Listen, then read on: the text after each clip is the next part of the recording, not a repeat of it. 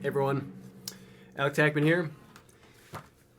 This is GoAndPractice Book 3, and today we're doing page 37 and 38. This is the 6-stroke roll. This is kind of one of the ultimate drum fill lick rudiment combination things. Now the term 6-stroke roll, if you're in a rudimental setting, that's going to mean something different. But when people are on the drum set, when they say 6-stroke roll, they're usually meaning 2 triplets, and you're going to follow the sticking pattern of right, left, left, and then right, right, left, right after it. So the first 2 pages here of this section, we're just going to hit some common ways to play them on the kit. And then, if you don't have the book, you can still follow along the video, and it'll make sense what's going on. So if we just start off with number 1, it's just playing the basic idea as triplets. The key is to accent the single strokes when you're doing them. So number 1, play it exactly as is.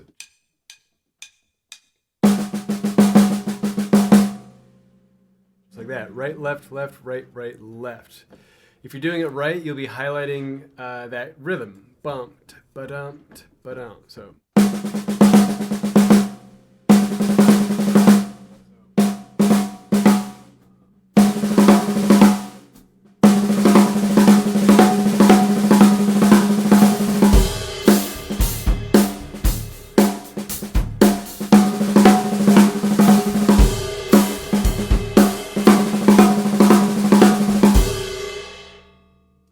Number 2 is the same thing as 6 tuplets, as I was just playing a little bit longer, and you can just adapt this to whatever speed you can crank them out.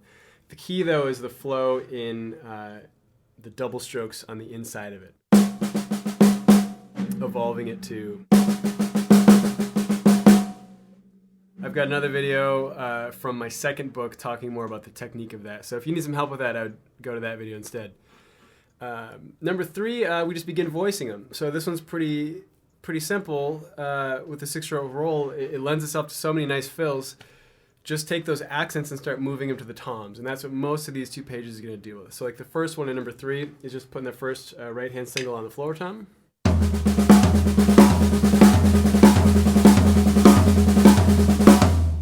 And you're going to hear with the accent.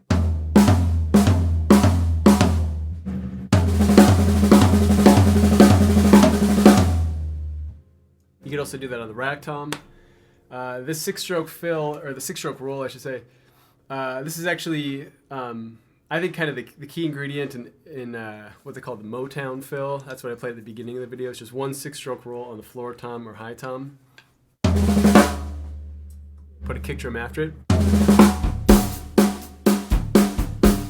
It's just a really nice lead in. 1, 2.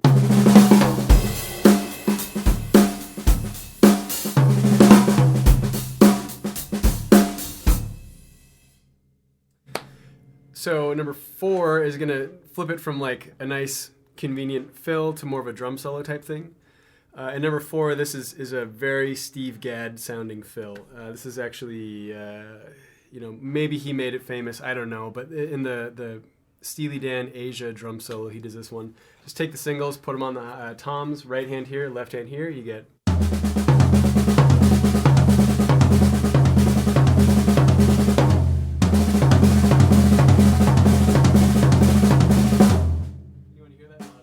When you hear the melody there.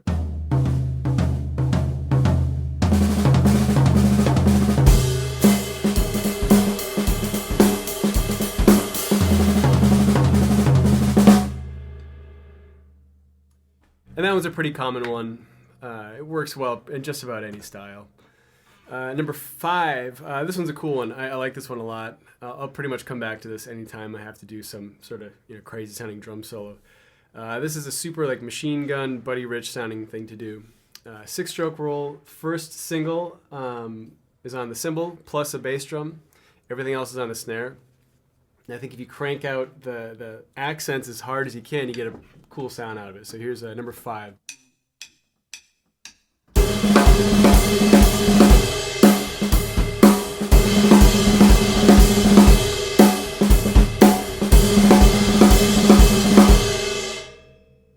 And the sky's the limit. You just got to hear the downbeats on the cymbal.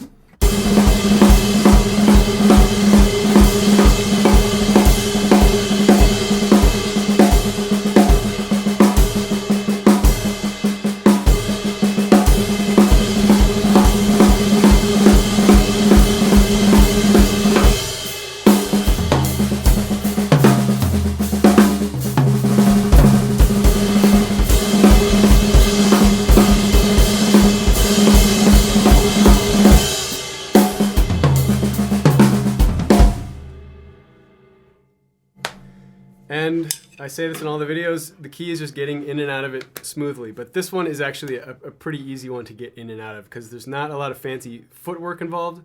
You're basically just playing quarter notes as you go through it. So that's the basic idea of page 37. I actually have to turn the page here to get to 38. Number one on 38, same thing we just did. There's a cool little opportunity here to sneak the left hand up to a high tom. It just kind of changes it up a little bit. So now we have.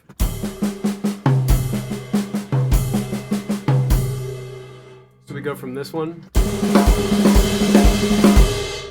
now to this. It's a little more of a jazzy version of the same thing. Number two on page 38. This one is if you want to go like all pyrotechnic. This is like drum solo, climax type stuff here. Basically just the same treatment we did down here to this one. You're just going to go to your cymbals now, but you have to put bass drums on both of them.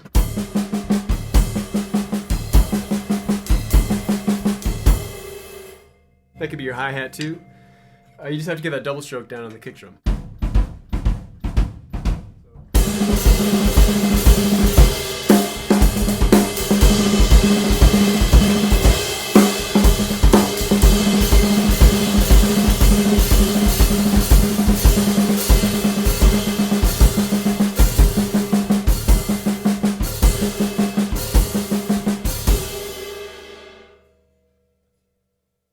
I would say on that one, be very careful though. Like when you're playing it past a certain speed, it can kind of just sound like mush.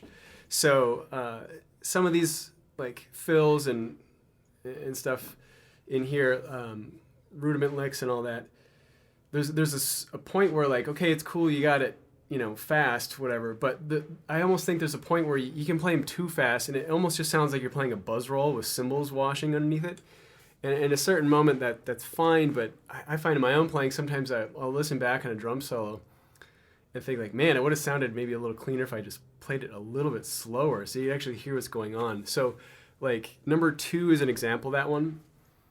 It's fun to play, it's nice and loud, but that one I would say just be careful because when you start lighting up two cymbals now, it can really wash out everything else that's going on.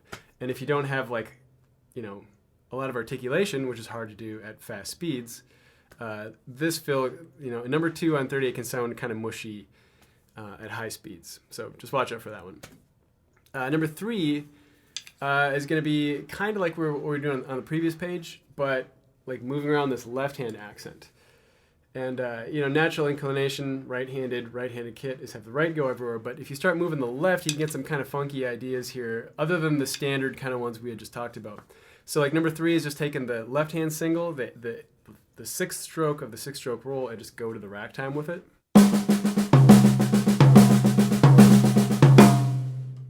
And that one can be kind of cool because it just leads you into like a good rim shot on the downbeat. Number four, same thing, going to a cymbal. It's an awkward spot to place it, but I think this one kind of gives a cool Elvin Jones vibe. It's not the exact same lick he does where he plays a flam and then a roll, but it kind of has a little bit of that vibe. Make sure though, because we're basically highlighting the sixth partial of a sextuplet. It's a very unusual spot.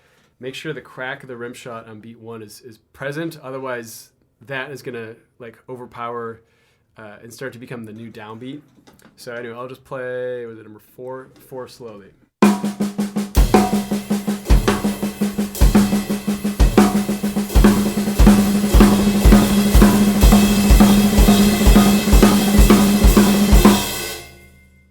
This one works well on the hi-hat as well.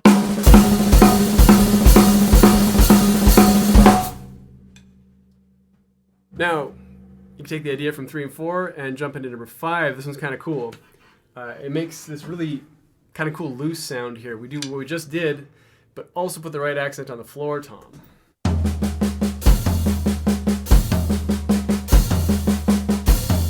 So really we're hearing like well, you're gonna have a cymbal on that first bass drum note.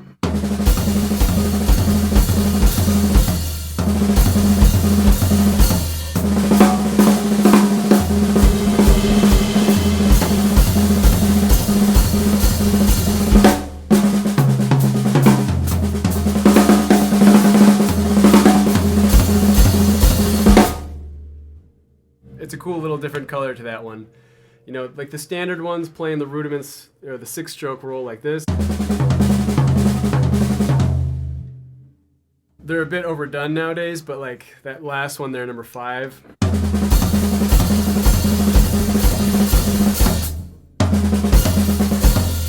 Just a little bit different spin on it. I think it's kind of a cool fill. So anyway, that's the first 2 parts of this section. 6-stroke roll. I mean, you can play this thing forever. It works in any style.